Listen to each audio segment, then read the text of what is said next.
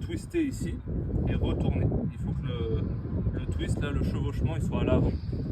D'accord. Ça, c'est hyper important. Et donc après, on va venir mettre là. Et après, on vient utiliser le jeu, là, le jeu qu'on peut avoir. Voilà, pour venir ici le mettre dans la collerette.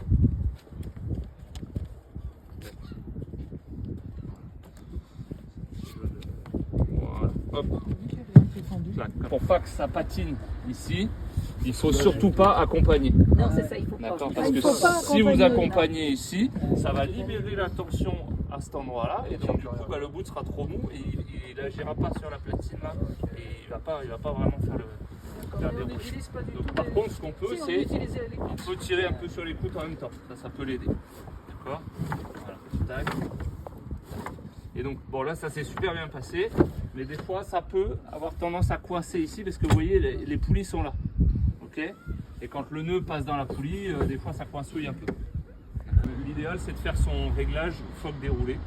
D'accord. Donc là il va falloir récupérer la platine à tourner suffisamment là pour qu'on puisse avoir vraiment le phoque complètement déroulé. Voilà, hop. Donc là ici on vient faire son réglage. Hop. Voilà. Okay. Hop. Et donc ça doit venir effectivement ici le point d'amure là en arrière. Il n'y a plus de galère. Sauf que là je crois que j'ai patiné un petit coup. Voilà. Là vous voyez là ça coince dans la poulie là. Voilà. Hop. Voilà. Ok. C'est longtemps. Hop. Elle vient se clipser ici là. Genre dessous la poubelle. Ça, pas de bêtises. On ne pourra pas la rouler plus que ça. Ça c'est à prendre en compte aussi forcément quand on fait nos choix de séance, parce qu'on sait que on doit toujours avoir ce minimum de voile qui est déroulé. Ça m'est déjà arrivé de faire des séances avec seulement ça de GV. Hein. Là les manies quart de tour des fois elles sont pas faciles. Tac. La bordure qui se bloque ici sur le taquet. C'est ça qui se défait. De dérouler la GV. Hop, voilà. Sauf que là, bah, évidemment, je suis pas bon non plus. Parce que j'ai des serrants de vis. C'est bien. Je vais pouvoir faire tourner mon mât sans faire tourner le.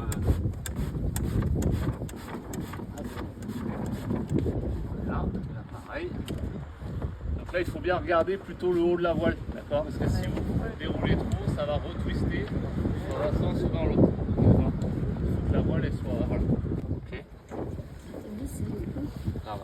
Ça vient serrer le mât Et ça serre entre et ça le rend solidaire du système d'enrouleur. Ah oui, ok.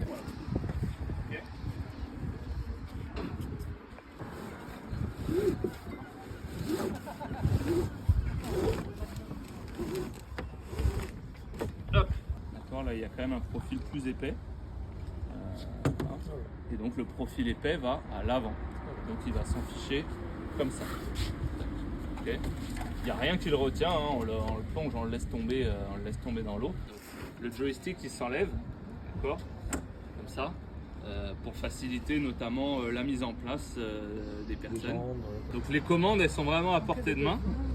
Sans bouger de votre place, même si vous êtes assis d'un côté, c'est là où vous pouvez facilement la récupérer, c'est pas très grand.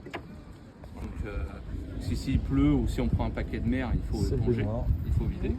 Donc on a une éponge, on a une écope. En fait cette partie-là vient en appui sur le bras et ça permet d'avoir assez de force et de bien pagayer. Indispensable notamment pour se promener dans le port si on est tout seul, parce que dans le port souvent il n'y a pas du tout de vent, donc c'est un peu galère. Voilà, n'hésitez surtout pas à vous en servir. Justement, les gens disent souvent ça fesse beaucoup. Ouais, c'est ça. Ils ont la tête très basse. Dans l'autre, il y a de quoi sangler une personne. Voilà, il y a vraiment des personnes qui malheureusement ne se tiennent pas au niveau de la ceinture abdominale et tout. Et là, ça peut aider. Et que la dérive s'en aille. L'idée de gérer la poignée du stick aussi, parce que. Aussi.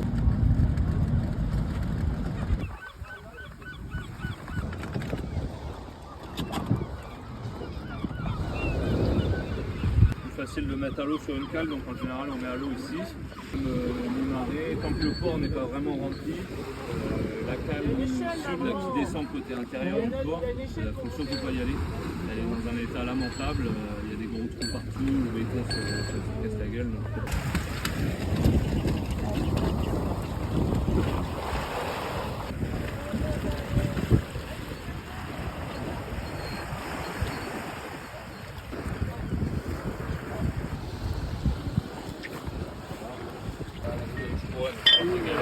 Pour l'instant, on n'a pas ce qu'il faut. J'ai prévu de faire un système.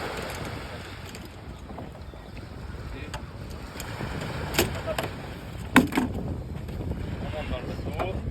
Moi, ce que je fais, je mets le safran direct, comme ça, après, je suis tranquille. En train de prendre une place. Ah oui, ça. Ah non, bah oui, quand tu prends. Hop. Et là, tu peux mettre un. Donc là, vous voyez, hein, c'est. Ah oui, oui, Ah, oui. c'est là. Ah oui, oui, ça bouge. C'est parce que le centre de gravité est très haut en plus, comme la dérive est levée.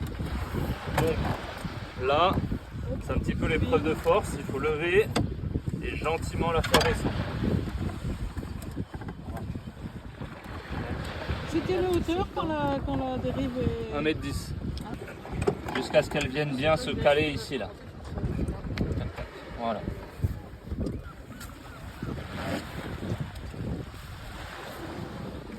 Donc on est fait le nœud.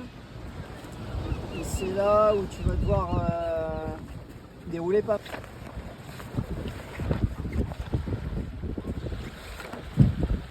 Ouais, un cran de plus, ouais. Ouais, c'est ça que tu vas devoir mettre dans l'œillet.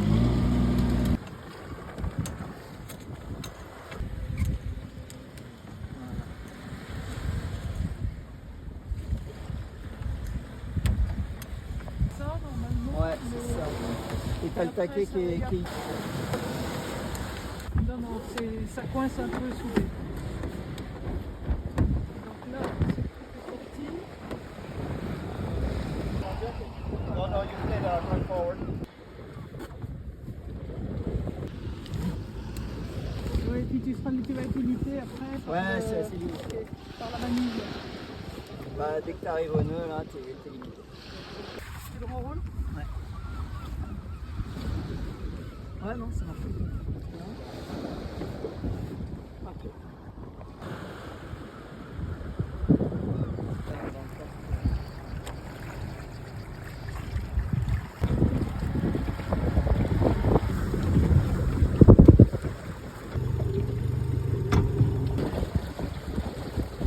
Allez, on continue d'essayer de remonter au vent, on va aller plutôt vers Molène là, dans un premier temps. Là c'est bien, vous êtes bien.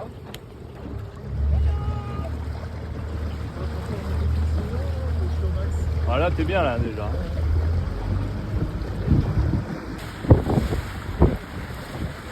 Vu que la dérive est très longue, c'est un bateau qui remonte plutôt très bien au vent. Dans le petit temps, ça marche plutôt bien quand même.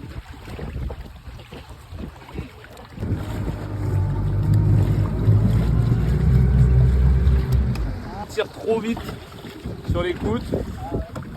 Voilà, faut le laisser partir tout seul de l'autre côté et après on borde. On sortit de virement parce que là on est au large là déjà.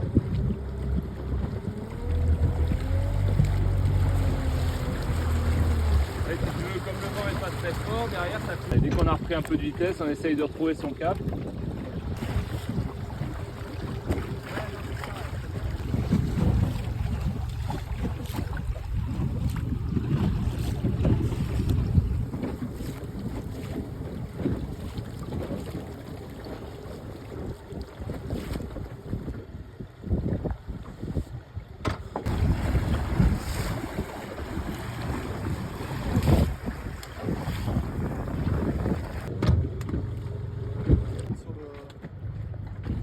Ça roule quelque chose?